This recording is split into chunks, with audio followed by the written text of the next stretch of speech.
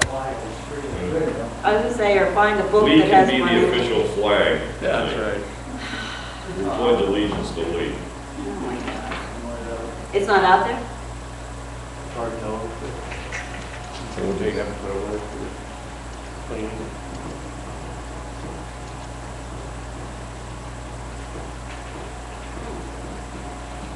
We can, there's a flag in that display case. Okay. We just made it up. There we go. He's marching. He's coming. He's touching the ground.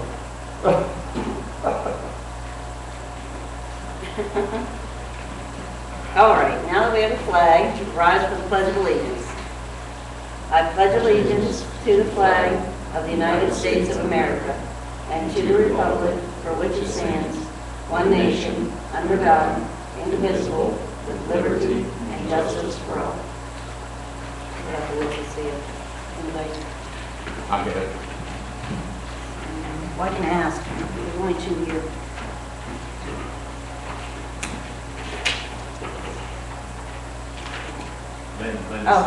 Okay. Recognition visitors. So I said I can ask. You're right here. Okay. Go ahead. Okay. Last meeting we tabled the pay to participate, what we're doing one way or the other. And I just wanted to speak really quickly about that. At least in my program in middle school, I have 5 kids that I know of that will not be, if it is kept at that price, that just can't afford it, they say. I asked before, the breakdown of who wasn't voting for the levy, and I was told that it's not as if it's the majority of the sports people. So, one of the things with sports is, we know that it keeps some kids going academically. If they don't start in the middle school, it doesn't just affect the middle school. When a middle school program falls apart, we can see what it does at the high school. Some of the parents also have told me that if it goes up to what they're saying, that these are people that actually voted for the levy to try to get it passed, and they are thinking about moving out of the district because of that. So you're losing some votes that right now you have an affirmative thing. So I just wanted the board to be aware of what's happening. We do have to make cuts for our program, the volleyball program. I don't know how it is with the other sports and stuff, but I do know that the numbers are percentage-wise going down, and we were having to play at the high school in some of the sports, people who had never played before. It's dangerous for our players, let alone other players and stuff. So I would just like for the board to consider bringing it back down a little bit, especially at the middle school area. It's hard for these kids. At high school you've got a car, you can get jobs and stuff. Middle school you can't do that. You're completely dependent on your parents to do it, plus what kind of jobs you're going to get to try to help pay for it. Have any of them made any comments, like if it was brought back or all the way back? I mean, did they say that if it was a little bit less, that would be helpful? They really didn't say. They just said it was extreme. At my level, they were talking about bringing it all the way back to the $50. And it doesn't really, we always teach our kids, you don't refer to what happens, don't tell me what Johnny's doing, that doesn't have anything to do with you. Right. So, and I realize that for pay to participate, we're at a low level. I realize that. But then on the other hand, how can you tell people that when we're all, they're concerned with here, not any place else. So it doesn't matter if other places are sky high. They don't go to that school system. Right. Okay. Can I ask a question, Lynn? Did you say that you're down 5, but do you still have numbers where you're going to have to cut? In middle school, you don't know. Is it too early to tell? You don't know, because in middle school, it's a case that people sign up, but not everybody that signs up shows up, comes out and plays. So you could have 20 people sign up, and you could have 10 or 8 people playing, and that's it. Okay, thank you. The middle school football numbers are down. Have you heard anything? No, not for sure. I just thought that the class that's going to be in 8th grade is pretty small to begin with. So I haven't heard about numbers. Well, you didn't sign up for the No, UIL. no, Just checking. just here to see. Such a small group, I thought I'd ask. Thank I'm you. sure Megan doesn't want to. All right, roll call. Musatara? Here. Whittlesey? Here. Trump? Here. Fletcher? Jones? Here. Meeting is called to order.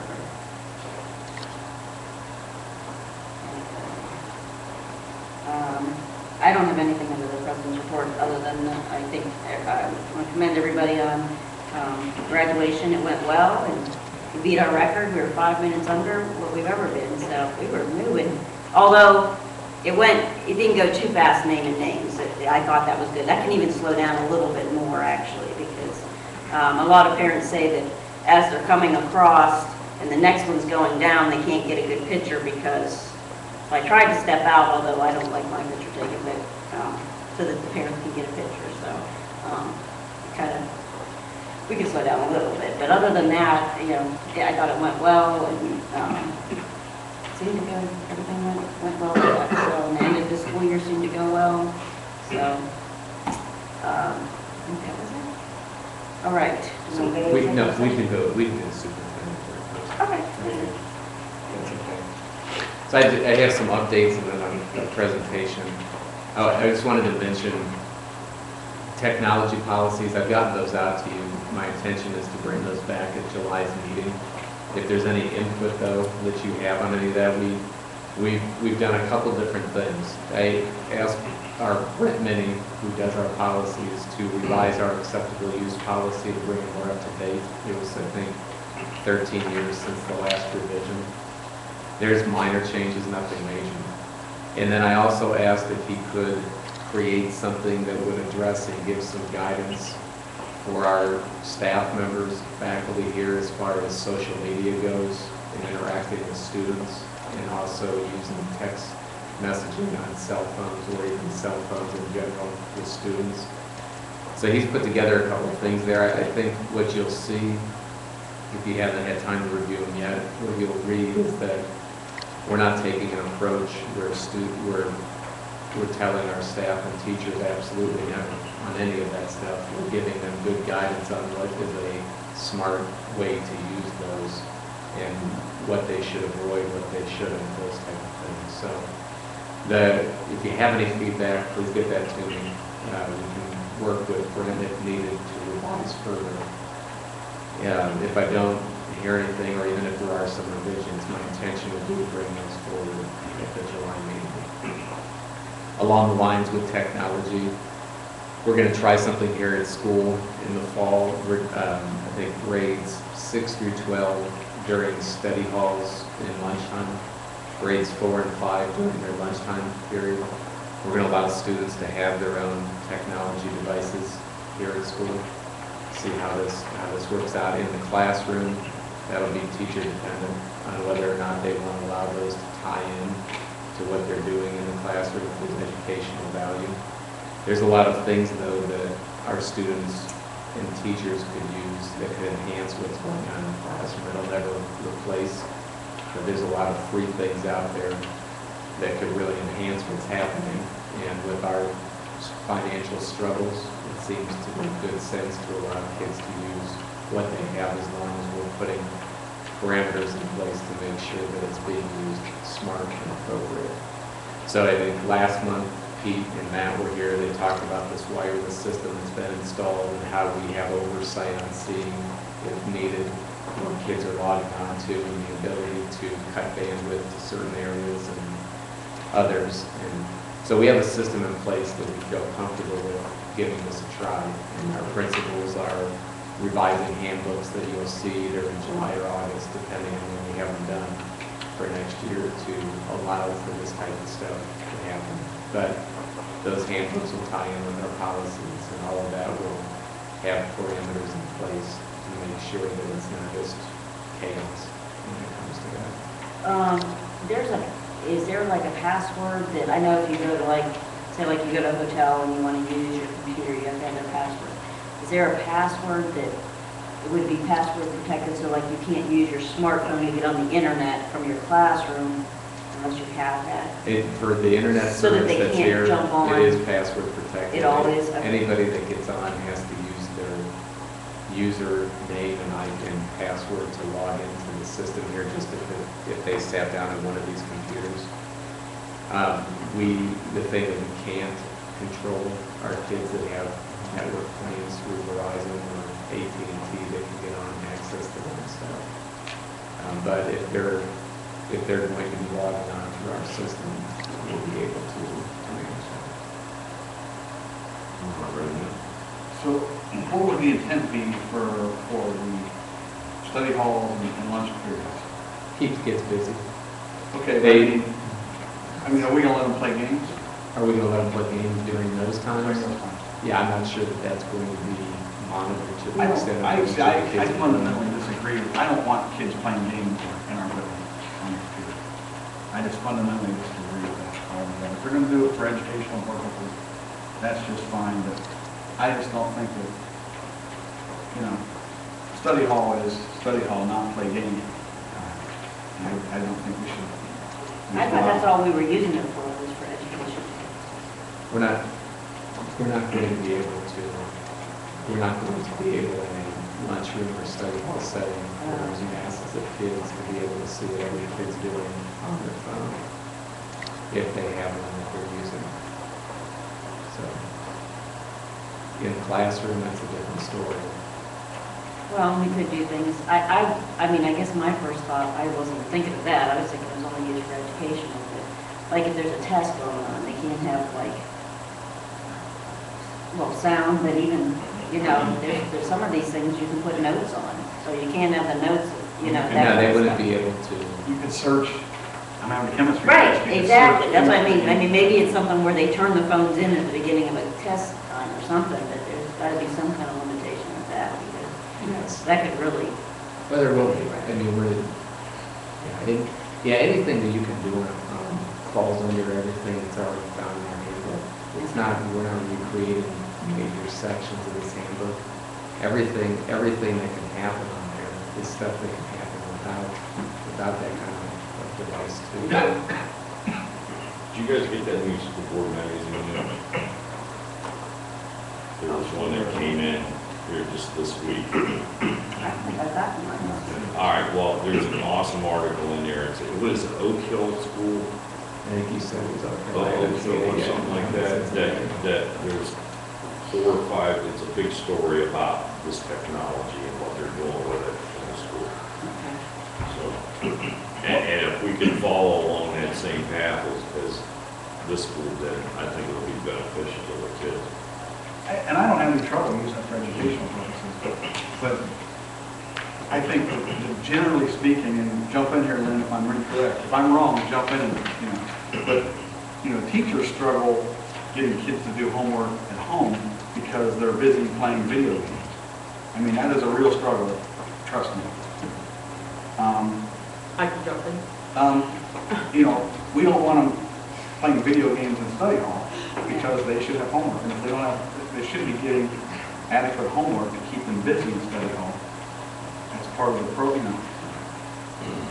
And plus now we're going to have this team time, a couple here and there throughout the week. That, we don't want them, we Yeah, don't the want team time. purpose of that time is for intervention or enrichment activities. But there will be a teacher in there, so that can We'll be be in controlled homework in there. essentially or wherever. Right. But my point is that you got a whole classroom of 30 kids. 5 are going here for intervention, and 5 are going here for intervention. You got 20 kids left in the classroom.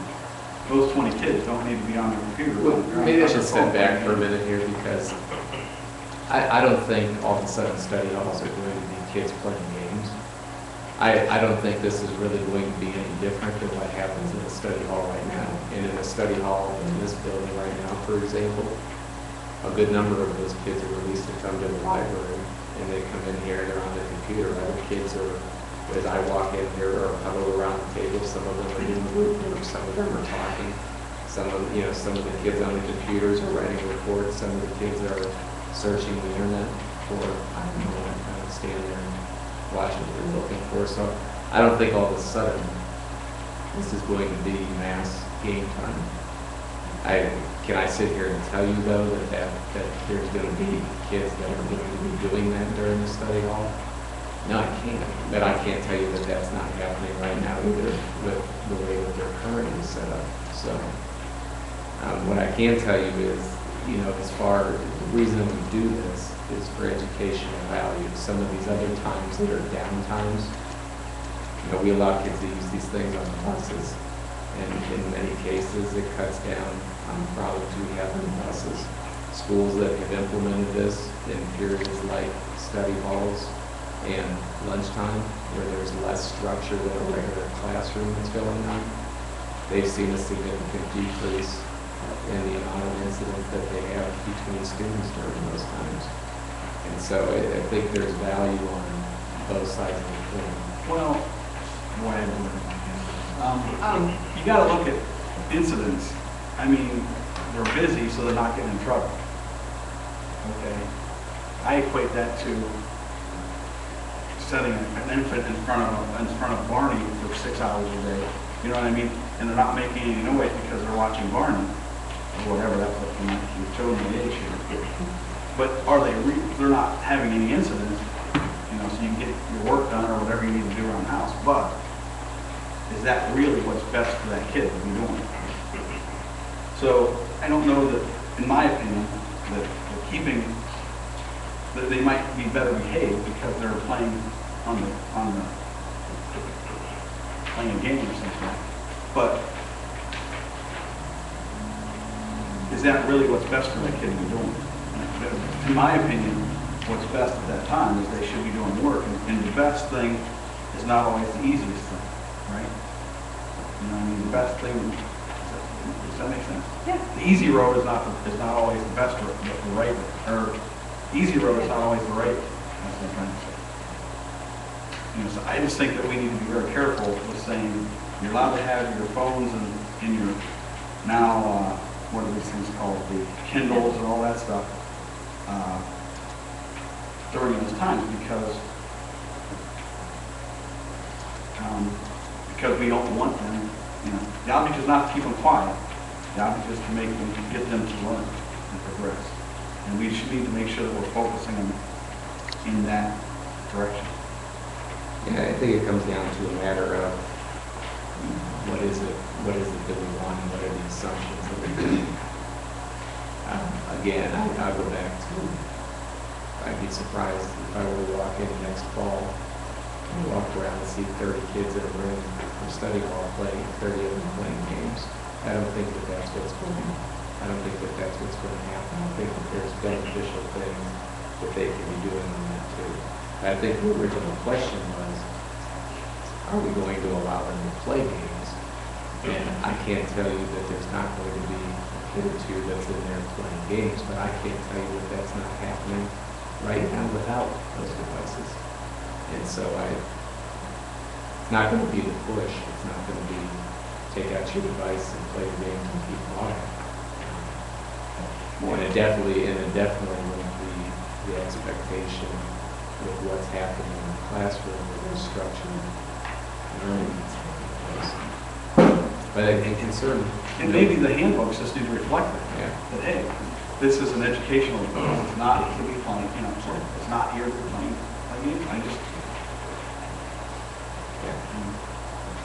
That's just my personal opinion. Anybody That else would be a disagree? good, that'd be a Please good way speak to up. read, to word it, that's I what mean, I was it's going not- to say, to put that, Brian, there's 100 Phones different can be ways to used do for it. educational purposes. Read that article. Okay, I'll read it. But my point is I don't care what they Well, do. no, I mean, it just, I don't want our kids playing games in study hall on their phones. That's the bottom line. There's a lot of things that we teach our kids at school, but the one thing that I think sometimes that we don't teach them is enough responsibility. So we just cover them with one blanket and say, because we know that one kid sooner or later is going to do this, you're not going to do this at all. And with my kids, I always tell them, I trust you until you give me a reason not to. And when you give me a reason not to, then we're going to have a problem. So offering the kids the opportunity to use these devices as a learning tool and laying down the groundwork and laying out the rules and saying, if we catch you doing this, you're gonna lose the privilege, okay? So give them a chance, you know, you can't teach kids like I got taught 40 years ago. We live in a different world, you know, so let's try to bring their world to us and see what happens. I mean, we can't say it's not gonna work until we try. I think we're saying the same thing. Yeah. I don't have any problems with the idea. Give them enough I just room. want the safeguards to Right. say, we, you know, that it's not, that's not the behavior we want. We want it to be working. So it needs to be worded in the handbook a certain way, Yeah. and, we are. and You know, I think there we're all is, Same page. yeah. Is the concern study hall or is it cafeteria too? I mean, is it the same 30 minutes when they're sitting in the cafeteria, the same expectation? I just am asking here to help. Well, my thoughts would be, if I'm sitting with 6 other kids at a table, to me, the social part of school is a big part too, and lunchtime is really your only social part of school. So I feel now that kids text, they don't talk to you anymore, and they've lost their social skills. So I think that's a social time, and if they're all sitting there like this, there's no social, none of that going on. So, I mean, that's my thoughts. I think that they should, I don't want the phones at all, but if they're using them for educational purposes, that's fine. Because I don't like the fact that when we have an incident here at the school, it's on Facebook before we even get a phone call. You know, I don't like that. And it's always wrong. So the information's getting out to the public that's wrong before we even have heard what's going on, because it can get out there so much quicker than Nick can call you over the board office and get over here. I mean, it's just, that's the kind of stuff that drives me a little crazy with the phones.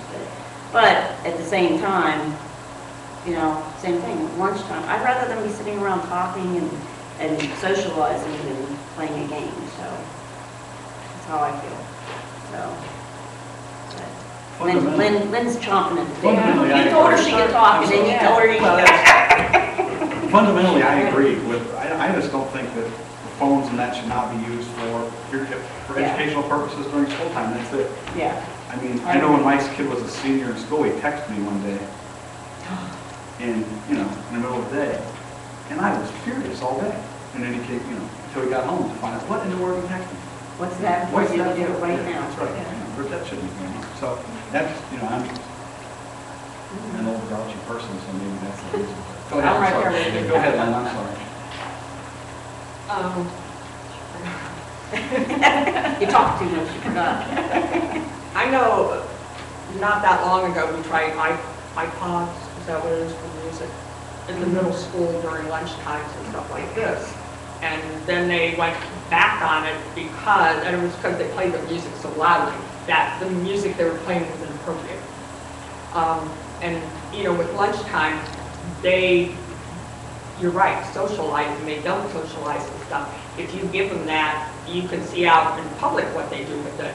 Most of the things I've read that they use as technology, it's not bits and pieces, it's whole school. For instance, Hudson, that all the students have it. That way they can make sure that it is incorporated into the subject matter with the teachers. But it's the case that everybody has it.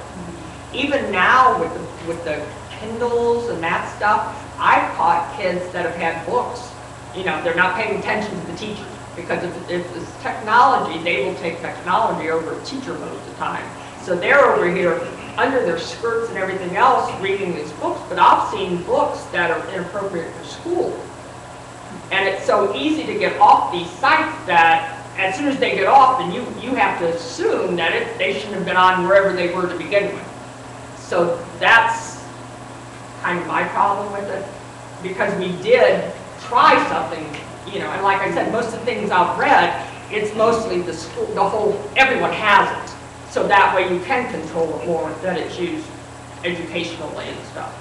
Not just bits and pieces, this person has it, this person doesn't have it and stuff. Because then what happens, what I've seen with the kids, is that this person has it. So then, all of a sudden, their neighbor sitting next to them is looking over to see what they're having, because they want to see, because they're so used to this technology. So it completely takes away from, like you said, the study hall and stuff. Rick, you want to say something? Yeah, I've said a lot of meetings that we've had with that.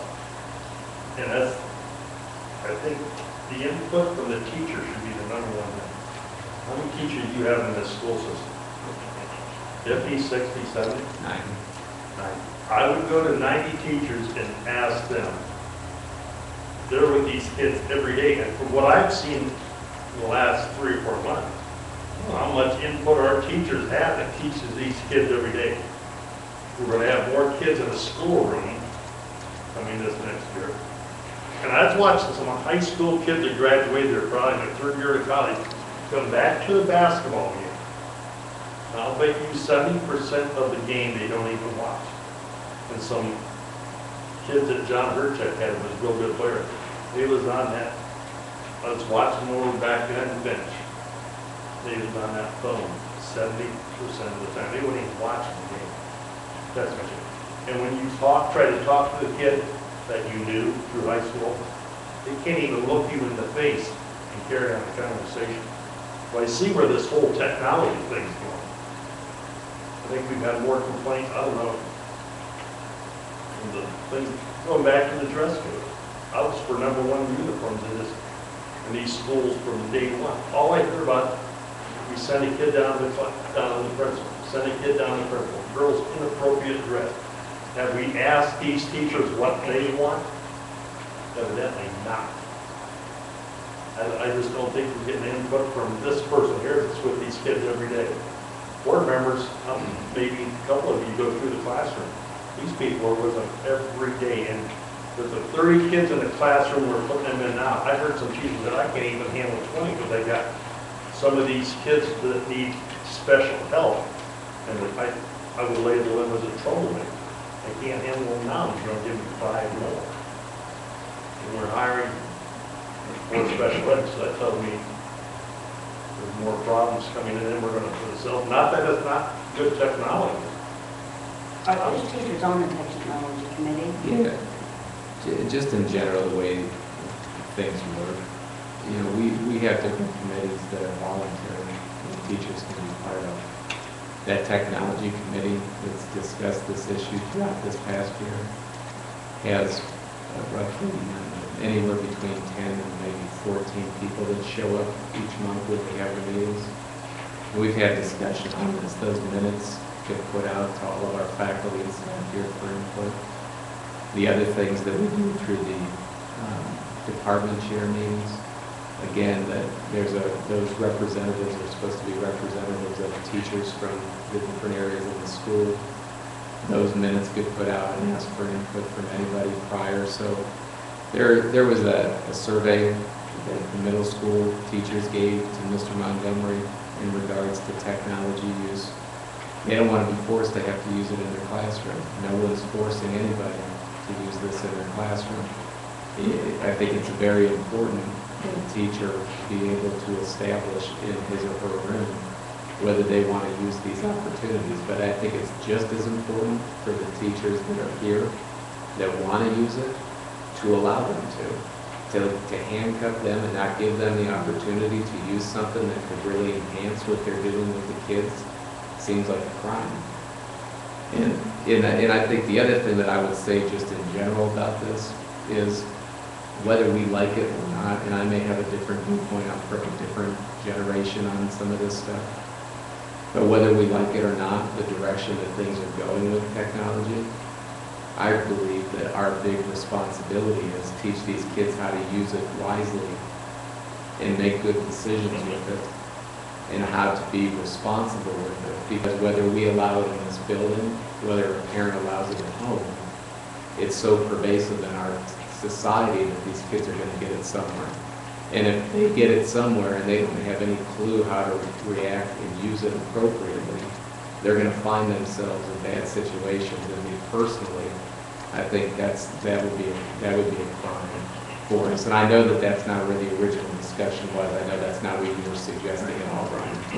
And I have down what it is that you're suggesting. And we talked before. I have no issue with it, Sure. other than the fact of control. And I think that's and I think we do something like this to to utilize, classroom clicker sets. So the grant committee is trying to work on writing a grant. We're working on submitting something to the Portage Foundation. And one of the things that we're trying to get, we have about $100,000 in technology needs, which is what that committee decided was going to be the initial focus.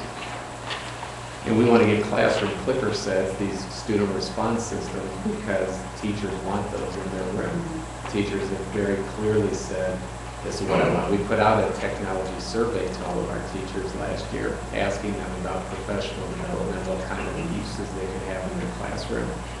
And we've been trying to move forward with those things. And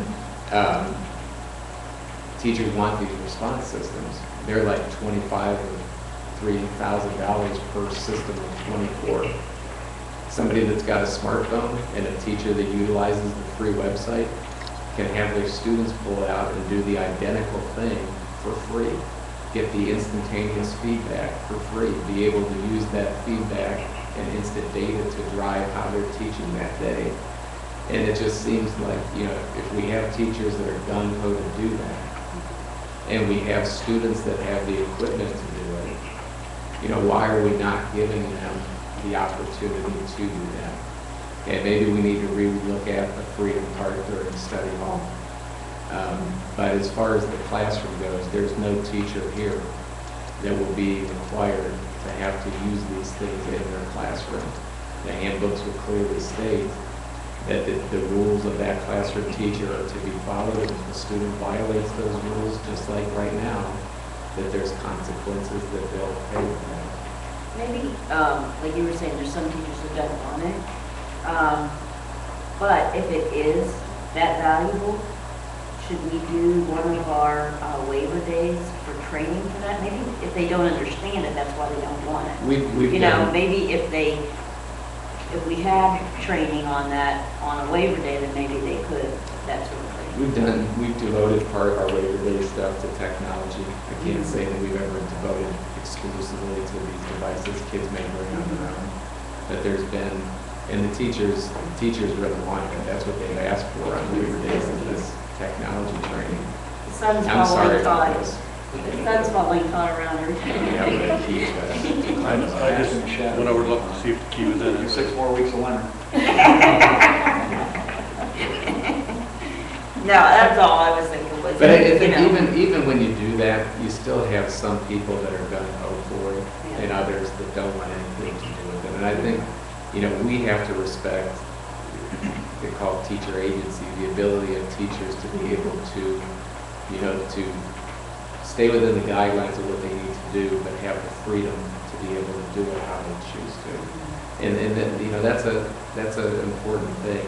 And I could never see wanting to create a policy or a practice that forced the teacher to have to utilize these kind of things. I think eventually what will happen is people see their peers using these things in the classroom. As with anything in life, more people will start to see the benefits of them and transition and start to utilize those.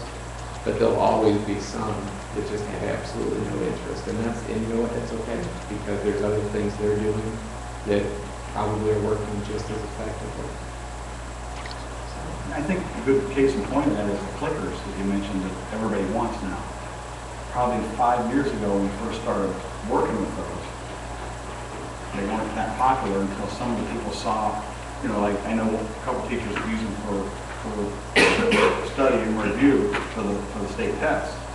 And so you put a question up, and they can, with the 4 possible answers, and you can see right then what answers the class gave. And so then you can stop and show why 50% of the class got that one wrong, and they picked B and it should have been D. Well, you can go right then and there and go through why B wasn't the right answer. Well, it's such instantaneous, and you can just adapt your teaching right then and there to what, it's almost like a classroom self-assessment on the spot. And I would think that once we get some of the couple people on board and a couple classrooms doing it, and then it'll increase. It may be one of those things where the first time you set it up, Matt or Pete need to spend a class period in there with everybody trying to get it, down there, maybe that kind of thing. They're actually going to have to set it up and do all, download the apps and show them how to do everything you need to do the first time to get it going, and then take off from there. We will revisit the study piece to make sure that the guidelines are there, to make sure it's educational use. I got a hammer I can bring. Yeah. Like it or not, it's coming. Google right now is testing the self-driving cars in Arizona. Google is. And there are a lot of districts where we're not rogue in the sense that we're trying something no one else has. There are a lot of districts in the area that have gone to this type of bring your own device to school technology, and a lot more that are doing it. And Lynn's right, there's a lot of other places that have, there's Chagrin Falls, for example, they're equipping all of their kids with iPads. And so that every kid has access to that kind of stuff. So that, you know, it's across the board, there's different approaches, and I think depending on the financial situation of districts, is kind of where you find yourself before you fall with these things. Obviously, we're in no situation where we can equip every kid with an iPad, you know, so we need to look at what can we do within the parameters of the cards we've been dealt with. Anything else on that? I appreciate the feedback, I do. Rick, thank you. And these next two on here, pay to participate fees of the November levy request. Put those on here just because these are follow-ups from last meeting, like Lynn alluded to with the pay to participate at the beginning of this meeting. I think I had mentioned last month, Todd and I had some further discussion on this. And I don't think either of us are comfortable with coming back and having final conclusion discussions on those things and suggesting or recommending anything until we're able to close out this current year and be able to have some time to run projections for you so that you can see on pay to participate where that would actually fall if we would use. We have an idea, but definites. And the same with the November levy request. Now I will mention, you know, one of the things we're going to do a little later is set an end of June board meeting here for the closeouts of the fiscal year. But in talking with Todd, we're not sure that wouldn't be rushing to have that night some type of projections for a first resolution. So I believe what we're going to have to do, because I think it's August 3rd, we have to have 2 resolutions by. We would bring the first one for the November ballot to our July board meeting, and then need to set a second meeting. And I hate to do that, but at the same time, with both of these, we want to make sure that we've taken the time to bring back solid numbers to you. And that 29th or whatever day you decide to do the one at the end of June is going to be where Todd has just been able to close everything out and no time for us to be able to sit down and do the projection side of things. Tom, you want to say anything? And a big part of that is, as you know, the state last year, did set a true 2-year biennial budget. Kind of the first half, figuring out the funding, and they were still looking at how they were going to fund the second part. I mean, I've seen it before where, you know, even when they do set a 2-year biennial budget, they can change, you know, the allocations for funding in that second year. So, you know, I'd like to get through June 30th, see if there's any talk from ODE, and things that cross our desk to say whether, yes, you know, things are going to go as they project, or if they're going to tweak the funding part. Because that's such a big percentage of our revenue. I just like to wait until we get past June 30th to see if we get any word from the state between now and then, if they're going to change it as far as funding goes. When are you going to know? Well, if I don't hear anything prior between now and June 30th, we're going to assume the projections that they show we're supposed to get, I'm going to plug those in as in the 5-year forecast. Like I said, I've been in the you know, a fiscal year before where they yank money away from us for the current fiscal year. So I just like to see if there's any, you know, word from ODE or from the state between now and the 30th to see if, yes, those numbers aren't going to hold, or maybe they're going to say, you know what, we need to redo how the funding formula works, and maybe we get more, maybe we get less. Well, the only thing I have is the pay to participate. The only bad thing is waiting until July is they're trying to do camps and training and all that kind of stuff right now. And like Lynn said, these kids don't know. They're gonna do all that. And they're gonna spend money to do all that. It kind of leaves them up in the air to be waiting for that.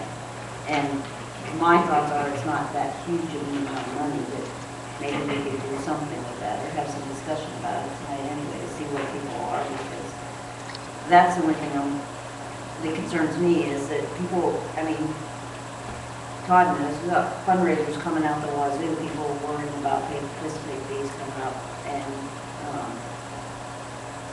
people are, they're making decisions, but they're making decisions based on that, so if we're even thinking of changing it, it'd be nice to have some more discussion about it tonight so that we can get it out there, that at least they're aware. Also, I've had people approach me on if they can make payments towards that and, pay, and have it paid by that first scrimmage or by that first game, I believe is the rule, right? They can make payments up until that point. So if they're making payments, and then they think it's $300, and then come July, they might be paying full. I don't know. It's just something I think we need to discuss tonight, just because it's on everybody's mind, and sports are starting, so,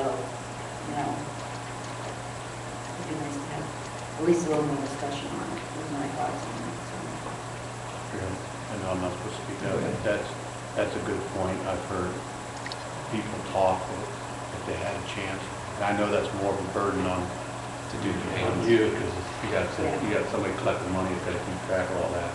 But I think that is a viable option for people that are on a strict budget. That might make a difference to them if their kid can play or not play, if it stays where it's at.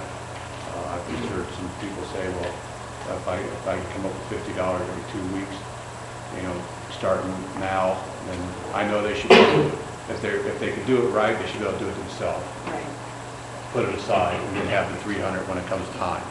But I don't know. I'm just trying to figure out a way to save kids from quitting. I just hate to see the program's devastated. But I also understand the financial part of it, why we're doing it. But I just know how much work it would be for the treasurer's office if we had people making payments. But at this point, I think we got to try to figure out a way to get these people to have their kids stay out. It wouldn't be no trouble to make payments, where I think where you had a little bit of reservation was making The problem you run into, refunds. what the problem you run into, they pay $50, $100, and then they don't pay anymore. So you're looking at that refund potential as well as, if we don't make a decision, they start paying what we set the rate at, and then we set the rate back, then those are refunds. We've had people that we've worked with throughout this last year, when we don't openly publicize, here's a payment plan and go on, but when people reach out and ask if they can, we every time, as long as they follow what we've set up, we've done it. The other thing I would mention, and if you want to have a discussion on it, that's fine, and now's probably the appropriate time to do that. In talking with Todd about this, money's not due until the first OHSA contest. For everything, that won't be until sometime in August. So I do not believe refunds, if this were to wait until next month, would be an issue. As you think about issues, Right. all the other things you mentioned are real. I don't think refunds is one. But that's just my opinion for what it's worth. But there needs to be more discussion on it. This is probably a good time to do it. We're basically talking about $10,000 if we were to cut it to double it instead of triple, correct? It's $33,000 Around there. additional that it's generating by tripling. So if you were to cut it to 2 times what it was, you'd probably lose half of that money, roughly. So it'd probably be $16,000 that would be lost in what was projected as revenue. And you have to remember that revenue projection was based off of a 30% decrease Right. in participation too, which You was might just have a more guess. participation, like what Lynn's saying. Possibly. You might have, there's 5 people right there that you might have more participation from if you cut it to 2 times that, I guess. I mean, it's possible, anything's possible, but that's, On that insurance saving, how much did we use of that? Well, keep in mind, we haven't used any of it yet, but we're relying on that to, you know, get it stopped further. And in doing so, that's going to determine, what you do with that money is ultimately going to determine what we go back and feels appropriate to go to the, you know. For the upcoming Should year, go though, right. for the upcoming year, it pretty much equaled out what we would call it. I mean, it was pretty much a wash between the savings for the immediate upcoming year and the positions that we were able to call last month. If that makes sense. Here's the way I look at it. You know, I guess, why did we decide as a board, why did we decide to raise it back in the field? we needed that dollar amount to get to that $500 and some thousand we had to cut. And now, because of the insurance issue, we might be able to work with people a little bit more. I guess in my mind, I'm thinking, you know, that's just me. I'm always thinking that if we can, well, like we took the levy off. If we can, it might not be the answer, but at least if they are paying, if we're asking them for less money in November than we were gonna ask them for in August, then maybe it'll pass, you know, I'm always hopeful for that. I think that, And the same thing with the pay to participate. If we're working with them a little bit, you know, and then maybe that'll help. Maybe those people are already voting for it. I don't know. But maybe it'll help them to be able to do, to afford to do that, and their kids can still be, you know, part of the.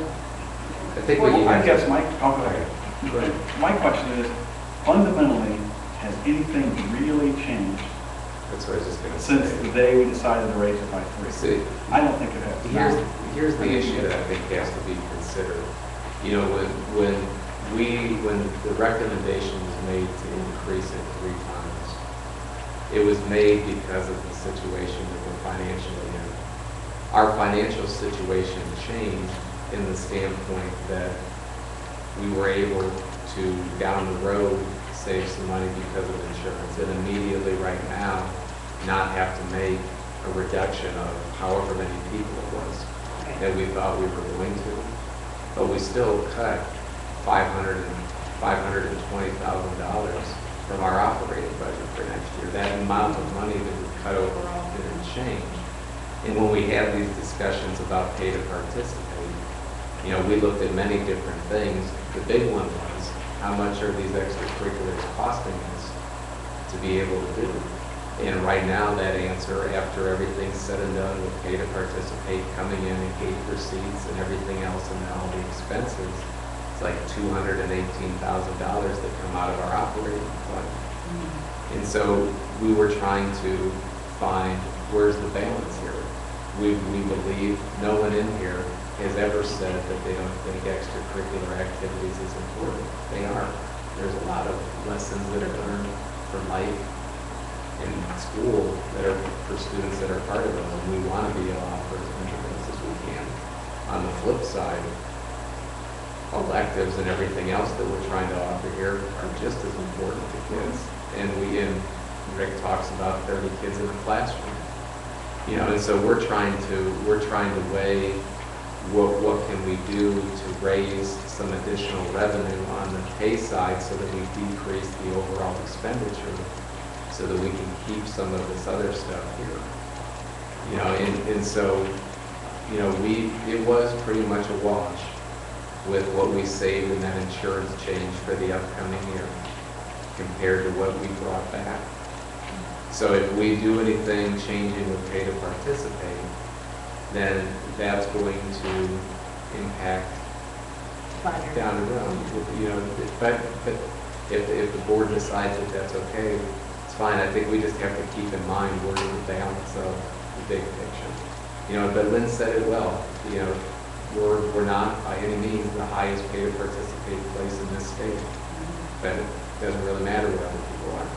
You know, people worry about what it is here, and we can understand that, and no one's happy that it's where it's at, but that's what we can't lose focus of, is that we're not trying to, in my mind, we're not trying to generate money to make people vote for a levy. We're trying to offset a deficit amount and balance all of these things that we can offer for kids so that we can keep as much for these kids for as long, even if it means that there's some fees that have to be paid to do it. I'd rather them have that opportunity to pay those fees and have the chance than to just not have those things at all. And the extracurriculars are just that. The state considers them to be extra. They're not something that's required. And so I think that's what I would remind you of from all of our discussions over the course of 4 months that took place.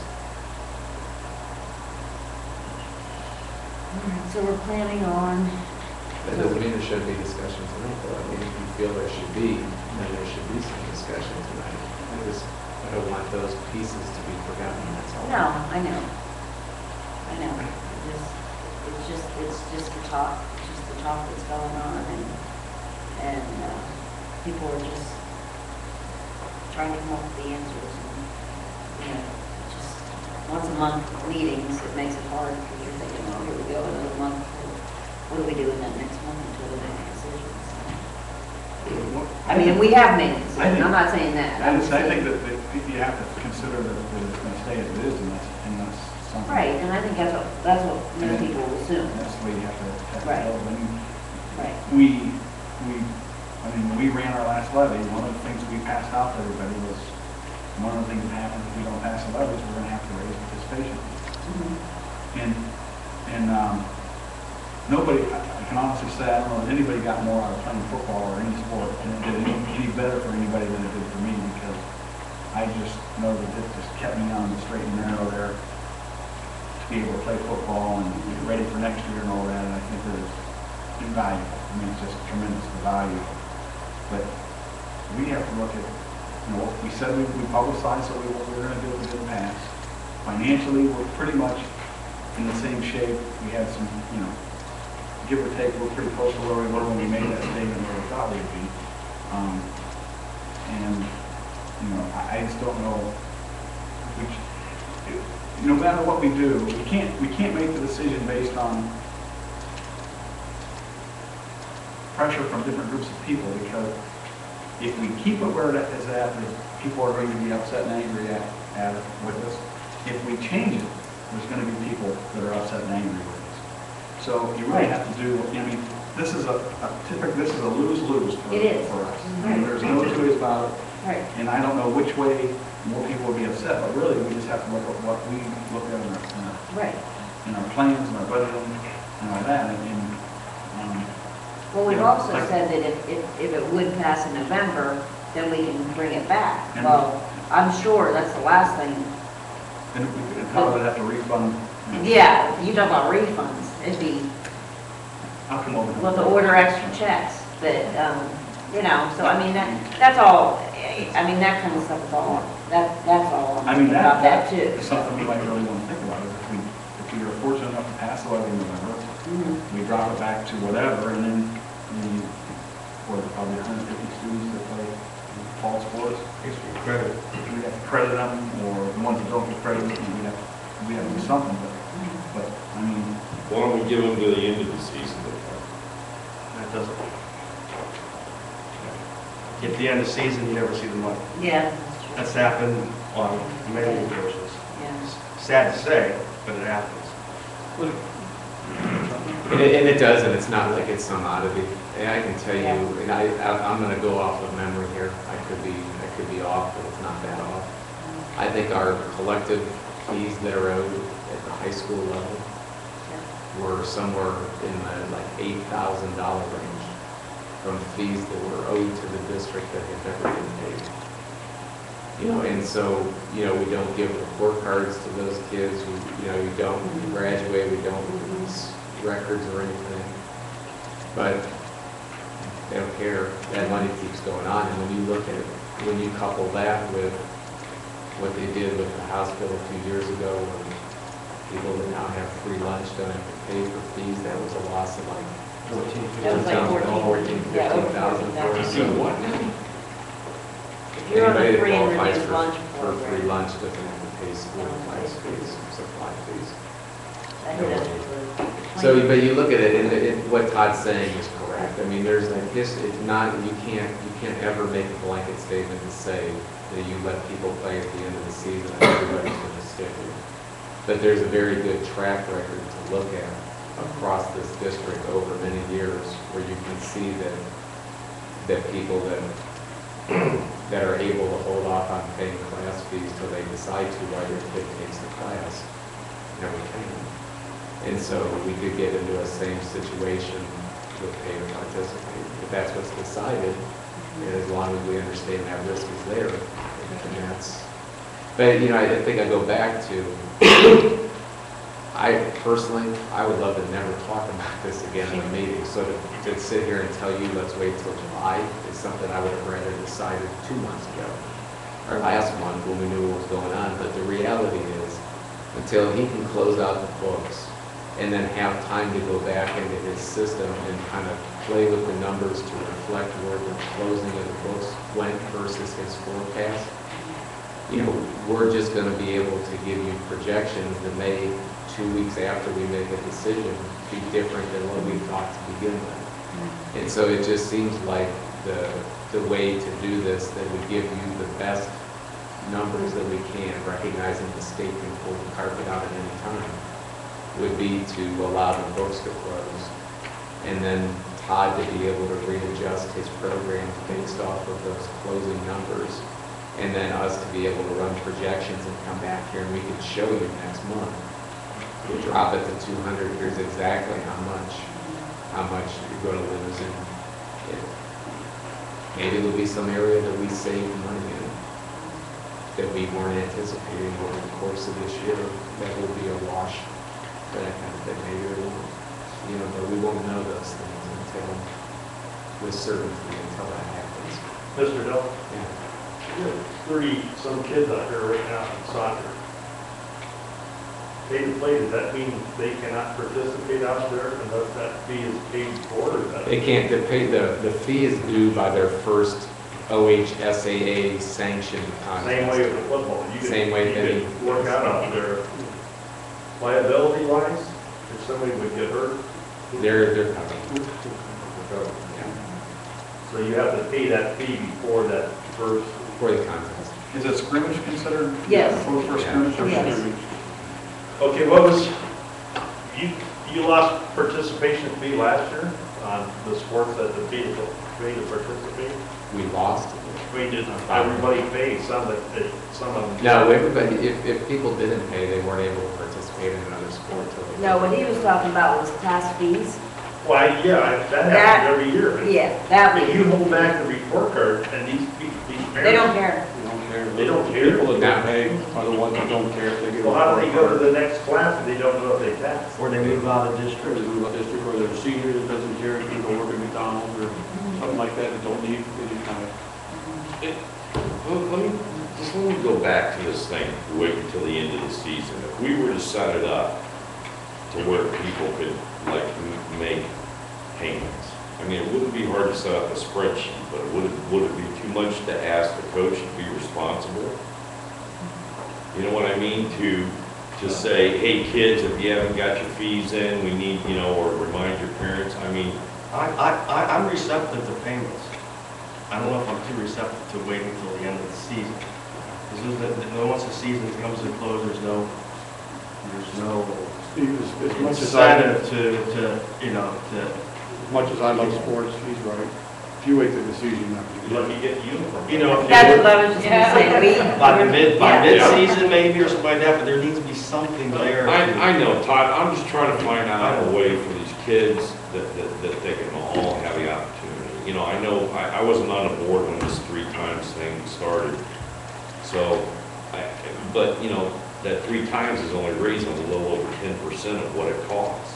I mean, I'll do whatever the board wants. If you say wait till the end of the season, That's fine, that's what I do. Look, I just want to let you know the possibilities That's why I'm that, asking. Yeah. the possibilities that can happen, pros and cons, when that is afforded to I'm us. just trying to make sure that we cover all the bases and give all these kids all the opportunity they can. Kind of. We had the same problem back in 1990. I had 3 kids playing. I had no problem. And back then, there was a minimum amount, like 100, but I had 3 kids. And again, everybody at that time had a problem to come up with. And space was basically the same thing. We couldn't pass the levy, so they came back and started raising. They cut out so many things back then in junior high. Was we used to have shop class, we used to have different classes. We had field trips. They cut everything out on a promise that they would bring them back. They have never, home economics for the girls and some of the boys, that was never put back in. That was promised back when Amy was on the board. Was never put back in. All the trips for the kids to the different places, that was gone, and that was never put back in. So you're faced with the same situation we have. The kids have gone, and all the field trips always came back. I mean, we Yeah, the just, field the trips. field trips and all that stuff came I back. mean, back at that period of time, even for a couple of years, then Then I came back. It's been back, They I mean, went my kids down, went to 5th some of grade. the kids went down to YMCA swimming, or swimming down there. And that was taken away. I don't know if there did that. I think it just depends, I mean, there's I think field Things are trips. changing. Field I trips. think There's it's changed. I think it just depends on where they're, I think it just depends on where they're going. These classes have the opportunity. Yeah, the elementary school, for example, I think if not all of them, just about every class took a field trip. And that was paid out of funds that the kids raised. The principal's 018 account from student fundraisers is what paid for those trips. And I think 5th and 6th grade didn't want to do a field trip for one reason or another, so they had COSI come COSI in, came in. and that was a field trip here. I mean, it was still, same type of thing. I think they like that one so much they keep it. I don't think they don't want to go somewhere. They like it better having it here. They love it. They love I it. helped set up, it looked pretty impressive what we saw. They- It was pretty cool. I have never heard anything bad about that. They It love was very that. nice. But yeah, there was an activity for every Yeah. grade level had the opportunity to primary. Wendy, or anything else on this? Pay to participate or the member lobby request?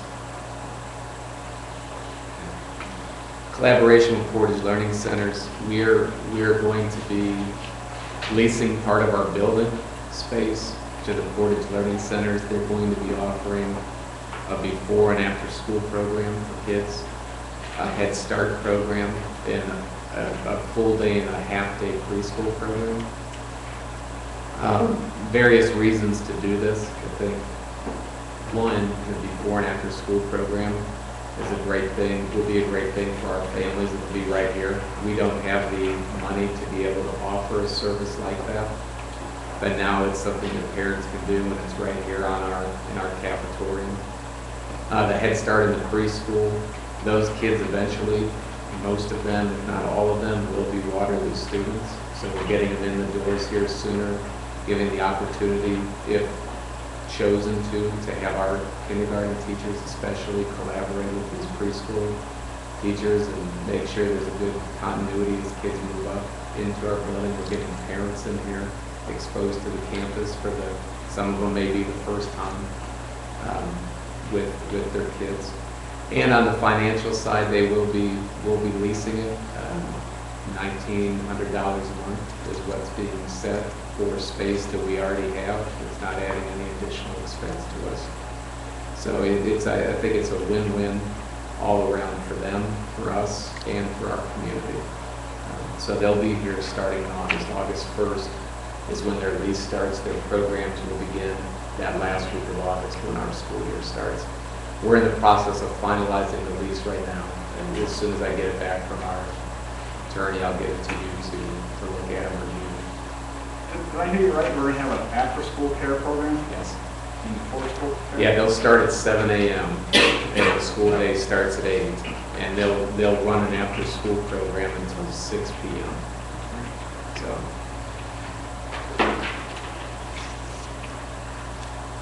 I want to thank middle and elementary school. They've worked with us to be able to do all of this, and make that possible, so. It's going to be in the cafeteria, so that restricts it then every day that no one can use it up till 6 o'clock. It depends. There'll be flexibility if needed. Most of the activities that happen in the cafeteria don't occur until the evening time. If we have something where we need the cafeteria space, then we'll program it. So I mean, one thing I think right offhand is drama club, because sometimes, and that's where our stage is. What time's drama club practice start? Well, sometimes it starts before 6 o'clock, and you've got your fall production starting in November, and then you've got your spring one for 4 months from there. So we went back and I talked to the principals. I looked at the district calendar with facility use requests. And it's very infrequent that there's ever a building use request put in to use that area prior to 6 o'clock. But on the times that there is, we've made them aware that we'll have to move them around to other areas. There has to be flexibility. Anything else on? I'm sorry, I just have one other question. Where would the kids go, like right now in the middle school, when they're the St. Joe bus and stuff, they lift them off or they come early and stuff, they go in the cafeteria now. So Just go where to the would same those place. kids go then? Same place. Same place?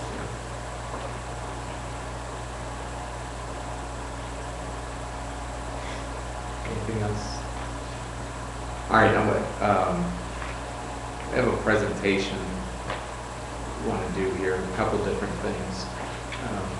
The first is the state of Ohio. I showed a couple months ago that the state of Ohio is revising their report card system.